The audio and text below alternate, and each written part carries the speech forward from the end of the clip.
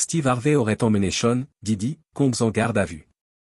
Dans une vidéo, on voit Steve Harvey entrer dans l'hôtel Park Hyatt à Midtown Manhattan, accompagné de plusieurs personnes. Peu après, des agents du département de la sécurité intérieure s'approchent, isolent Diddy, le placent en état d'arrestation et le conduisent menotté par la porte principale.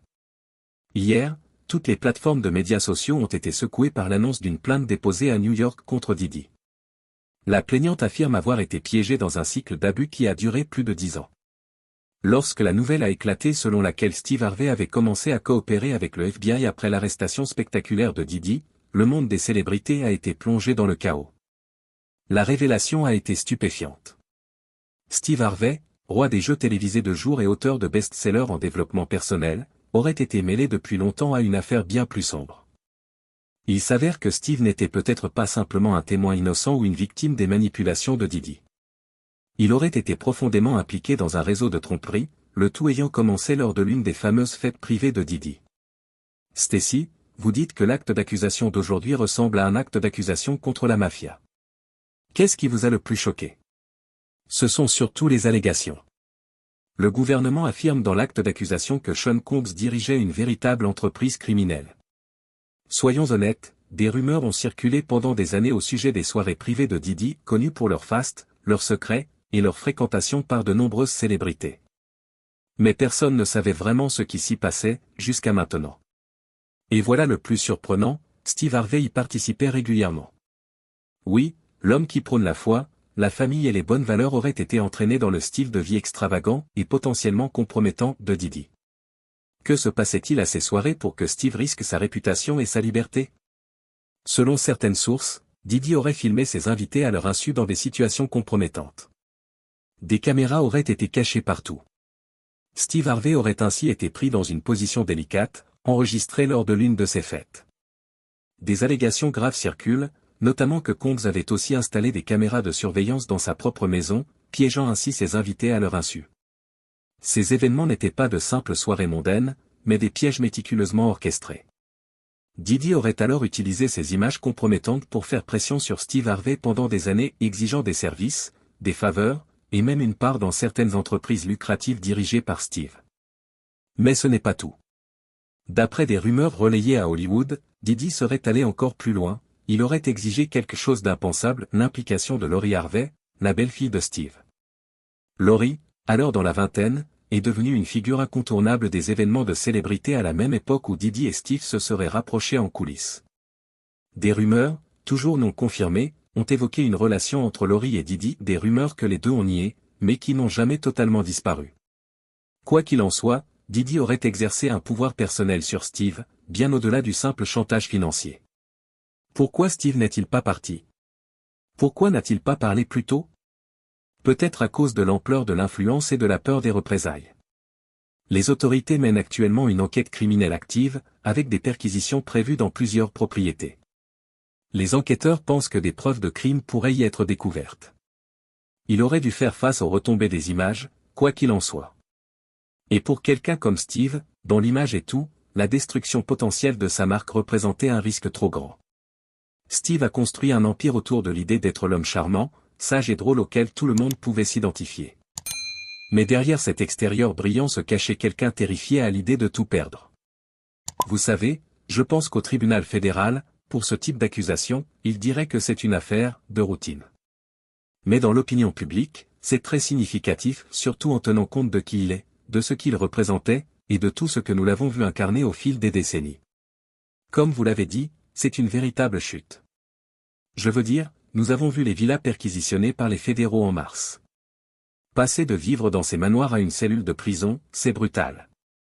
Et les couches de manipulation deviennent encore plus profondes quand on considère ce que Steve aurait fait pour Diddy au fil des années.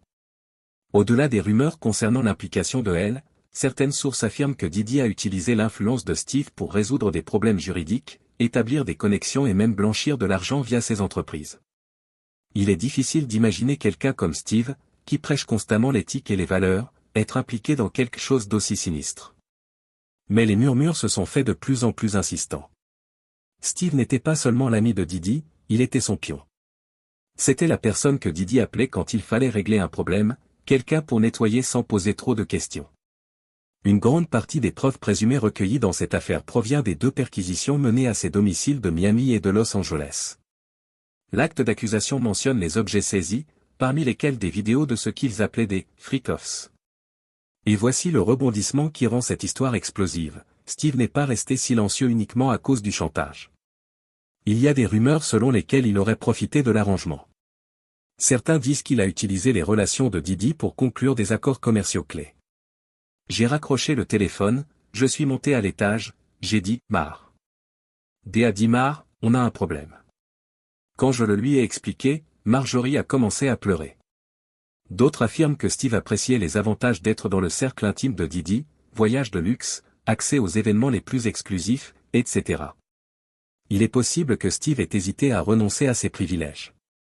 Mais avec le temps, rester dans l'orbite de Diddy est devenu un prix trop élevé à payer. L'unité spéciale de détention est un isolement 24 heures sur 24, ce qui signifie que chaque déplacement est surveillé et coordonné. Aucun détenu ne quitte sa cellule sans être complètement entravé, fer aux pieds, menottes, ceinture ventrale, et escorté par au moins 2 ou 3 membres du personnel. Ce n'est qu'avec les récents problèmes juridiques de Diddy que Steve a vu une échappatoire. Quand le FBI a commencé à enquêter sur Diddy pour racket, corruption et d'autres chefs d'accusation, Steve a compris que la partie était terminée. Il avait 2 choix, tomber avec Diddy ou se retourner et coopérer avec les fédéraux. Il n'est pas surprenant que Steve ait choisi la seconde option. Pour quelqu'un doté d'un sens aigu de la survie, c'était la seule décision logique. En coopérant, Steve pouvait se protéger des retombées juridiques et tenter de sauver ce qui restait de sa réputation. Mais ce faisant, il a révélé à quel point il était tombé loin de l'image de l'artiste sain et familial. Et si le gouvernement veut assurer votre bien-être, il doit aussi garantir votre sécurité. Dans l'une des révélations les plus choquantes, il a été rapporté que Steve a contacté le FBI peu après l'arrestation de Diddy. Selon des sources internes, Steve s'est présenté comme une victime, affirmant que Diddy l'avait contraint à faire des choses qu'il ne voulait pas. Il a joué le rôle de celui qui avait été acculé, manipulé par l'un des hommes les plus puissants de l'industrie du divertissement. Mais soyons réalistes, Steve était-il vraiment juste une victime, ou jouait-il sur les 2 tableaux depuis le début? Sa décision de coopérer soulève des questions sur son rôle réel dans toute cette affaire. Concernant Diddy, il aurait sauté dans un jet privé, dit-on, hier, en direction des îles du Cap-Vert. À première vue, on pourrait penser que Steve n'avait pas le choix, avec Diddy en prison et la loi qui se referme sur eux. N'importe qui, à sa place, aurait cherché une issue. Mais la vérité, c'est que Steve était complice depuis des années. Il savait exactement ce que Diddy faisait, et il a choisi de se taire. Qu'il l'ait fait par peur ou par intérêt, le fait demeure, Steve faisait partie du problème. Et maintenant, avec l'arrestation de Diddy, Steve sort de l'ombre et tente désespérément de prendre ses distances. Ce qui est le plus troublant, c'est la façon dont Steve a conservé sa personnalité publique tout au long de cette histoire. Il a continué à animer ses talk-shows, à écrire des livres de développement personnel et à encadrer des jeunes, tout en cachant son implication dans des activités douteuses. C'est un cas classique de quelqu'un qui présente un visage au monde tout en cachant un autre complètement. Maintenant que la vérité commence à émerger, il est clair que l'image soigneusement élaborée de Steve commence à se fissurer. Ce n'est pas ça, le problème. Le problème, c'est qu'il semble vouloir exercer un certain pouvoir et une certaine domination sur des gens qui ne le souhaitent pas vraiment. Mais même si Steve essaie de naviguer dans ce pétrin, la vraie question est de savoir ce qui se passera ensuite. Le public lui pardonnera-t-il une fois que plus de détails seront révélés? Ou bien sera-ce le scandale qui fera finalement tomber son empire? C'est difficile à dire, mais une chose est sûre, cette histoire est loin d'être terminée. Plus vous creusez, plus vous découvrez de couches de tromperie, de manipulation et de trahison. Alors, quelle est la prochaine étape? Va-t-il rester en prison dans cet établissement jusqu'au début du procès? Il y a une chance qu'il puisse être transféré plus tôt que ça.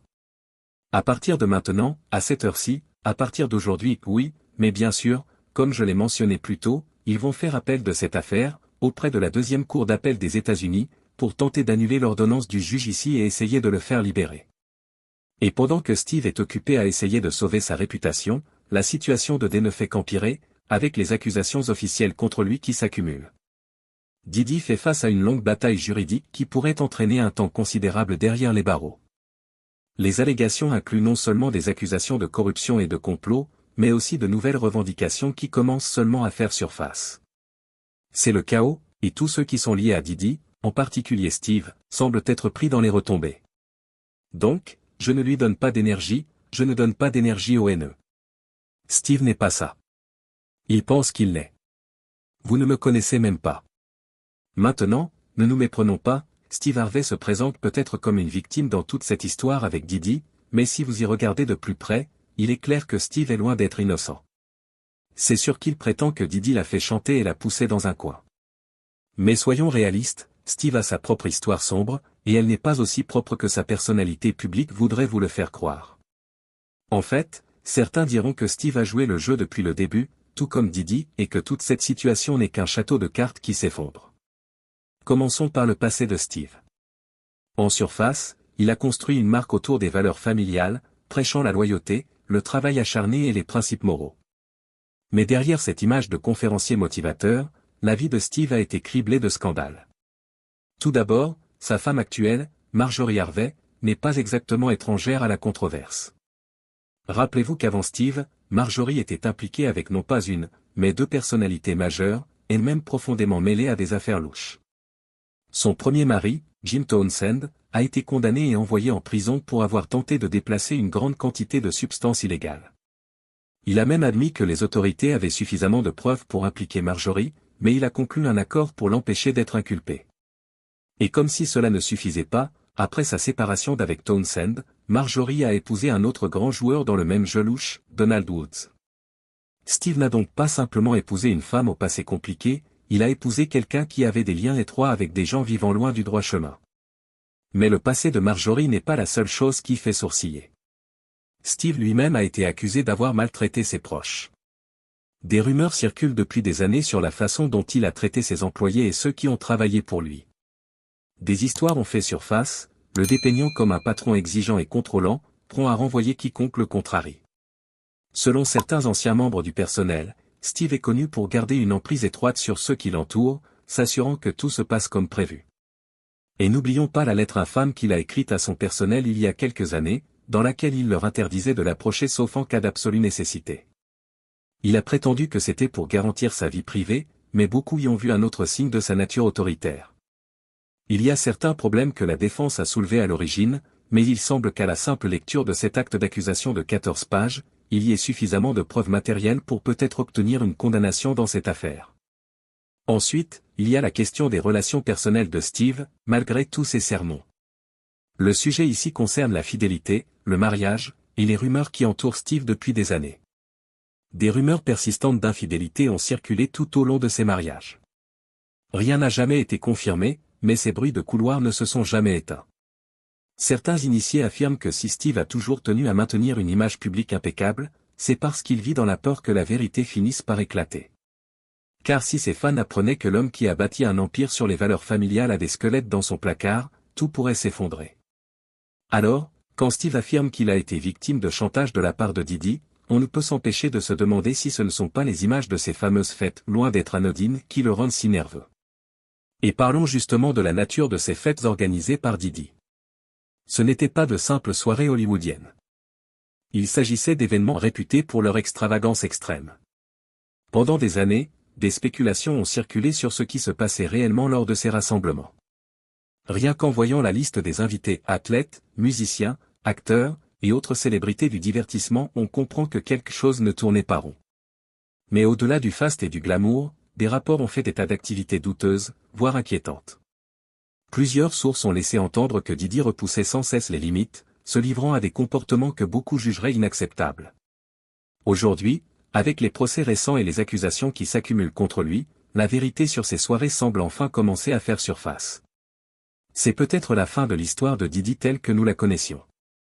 Le fait que Steve ait été un participant régulier à ces événements soulève de nombreuses questions. Qu'a-t-il vu? À quoi a-t-il participé? Et surtout, qu'est-ce que Didi a sur lui? Car soyons honnêtes, si Steve est aussi désespéré de garder ses enregistrements secrets que certains le prétendent, c'est probablement parce qu'ils contiennent des éléments très compromettants. Des révélations qui pourraient non seulement ruiner sa carrière, mais aussi briser la confiance du public en lui. C'est ce qui rend sa position actuelle si délicate. Il marche sur un fil, essayant à la fois de se distancier de Didi tout en protégeant ses propres secrets. Humoriste de stand-up, animateur télé, père de famille, et surtout homme de foi, c'est ainsi que Steve veut être perçu. Mais pendant ce temps, Diddy, lui, est en très mauvaise posture. Après des mois de rumeurs, de poursuites judiciaires et d'accusations choquantes, il a été arrêté pour une série de chefs d'accusation rallant du racket au trafic. Les accusations officielles dressent le portrait d'un homme ayant mené une double vie pendant des années, orchestrant des opérations illégales et contraignant des personnes à participer à des situations dont elles ne pouvaient s'échapper. La personnalité publique de Diddy, homme d'affaires prospère, charismatique, est désormais en ruine. Les détails continuent d'émerger, et la frénésie médiatique autour de son arrestation ne fait que s'intensifier. Si vous croyez que son équipe juridique va se laisser faire, détrompez-vous. Ses avocats s'acharnent à le présenter comme la cible d'une chasse aux sorcières injustifiée. Ils ont publié des communiqués affirmant que Diddy s'attendait à cette arrestation et qu'il est prêt à se défendre. Son avocat l'a même décrit comme un entrepreneur autodidacte et impérément, arguant que les accusations sont sans fondement et politiquement motivées. Mais malgré tous leurs efforts pour contrôler le récit, les preuves semblent accablantes. L'une des plus explosives est une vidéo de surveillance récemment révélée, qui montrerait Diddy se livrant à des actes troublants, en accord avec certaines des accusations portées contre lui par des proches. Et ce n'est que le début. D'autres documents et images devraient bientôt être déclassifiés. Le FBI est désormais impliqué, et il est peu probable qu'il laisse cette affaire se dérouler dans l'ombre. Plusieurs propriétés ont déjà été perquisitionnées, et du matériel a été saisi. L'avenir de Diddy paraît sombre. Il a même été refusé la libération sous caution, le juge a estimé qu'il représentait un danger pour le public et les témoins. Il existe des inquiétudes quant à un possible sabotage des preuves ou à des tentatives d'intimidation. Ainsi, pour l'instant, Diddy est en prison, en attente de son procès, tandis que ses avocats travaillent sans relâche pour obtenir sa libération, sans succès jusqu'ici. Et parlons franchement, il ne devait pas seulement des excuses à Cassie dans sa vidéo, mais à tout le grand public, qu'il a longtemps trompé. Pendant ce temps, Steve fait tout pour se désolidariser du scandale. Mais peu importe à quel point il tente de se présenter comme une victime, la vérité demeure, Steve a fait partie du cercle rapproché de Diddy pendant des années. Il savait ce qui se passait, et il est resté silencieux. Par chantage? Par intérêt personnel? Peu importe. Il était complice. Et maintenant que l'empire de Diddy s'effondre, Steve tente de se sauver. Les rumeurs les plus graves évoquent un système digne d'Epstein, où tout était filmé à l'insu des participants. Des bandes compromettantes qui pourraient aujourd'hui être utilisées comme levier. Voilà ce qu'on raconte. Et si ne serait-ce qu'une partie de cela est vraie, alors ce n'est que le début d'une chute vertigineuse pour bien plus qu'un seul homme. Je ne sais pas s'il existe une preuve de quoi que ce soit d'autre que cela. La question est de savoir si le public va y croire. Steve peut-il vraiment prétendre qu'il n'était qu'un simple spectateur, entraîné malgré lui dans une affaire à laquelle il ne voulait pas participer? Ou est-ce simplement un autre exemple de quelqu'un qui a utilisé son pouvoir et son influence pour dissimuler ses propres méfaits? C'est difficile à dire. Mais une chose est sûre, plus Steve reste silencieux, plus il paraît suspect. Et plus les détails sur les faits de Diddy et les personnes qui y ont assisté sont révélés, plus il sera difficile pour Steve de préserver sa réputation. Pourquoi le gouvernement ne veut-il pas qu'il se rende? Parce que, dans ce cas, ils ne peuvent pas demander sa détention. Alors ils vont l'arrêter. Ils arrêtent un homme qui est venu à New York pour se livrer de lui-même. Au final, le sort de Steve pourrait dépendre de ce qui arrivera à Diddy. Si Diddy tombe, il est possible qu'il entraîne d'autres personnes avec lui. Après tout, Diddy a passé des années à tisser des liens avec certaines des figures les plus puissantes de l'industrie. Et s'il risque une longue peine de prison, il pourrait être prêt à coopérer en échange d'une peine réduite. Et qui peut dire que Steve ne fait pas partie des personnes que Diddy pourrait exposer? Il n'est pas exclu que Diddy ait plus de choses compromettantes sur Steve que ce que nous savons. Alors, même si Steve pousse peut-être un soupir de soulagement en coopérant avec les autorités fédérales, il n'est peut-être pas encore tiré d'affaire. Cela doit être un choc culturel à 100%. Je ne peux pas imaginer passer d'un style de vie incroyablement riche et célèbre à une installation austère, froide et impersonnelle. C'est très sombre, pour l'instant. Tous les regards sont tournés vers Diddy, alors qu'il affronte la plus grande bataille juridique de sa vie. Parviendra-t-il à s'en sortir ou devra-t-il enfin faire face à la justice? Cela reste à voir. Mais une chose est claire, l'histoire de Diddy et de son empire est loin d'être terminée. À mesure que de nouvelles pièces du puzzle émergent, nous verrons probablement plus de noms, plus de scandales et des révélations encore plus choquantes. La question est, le nom de Steve Harvey fera-t-il partie de cette liste?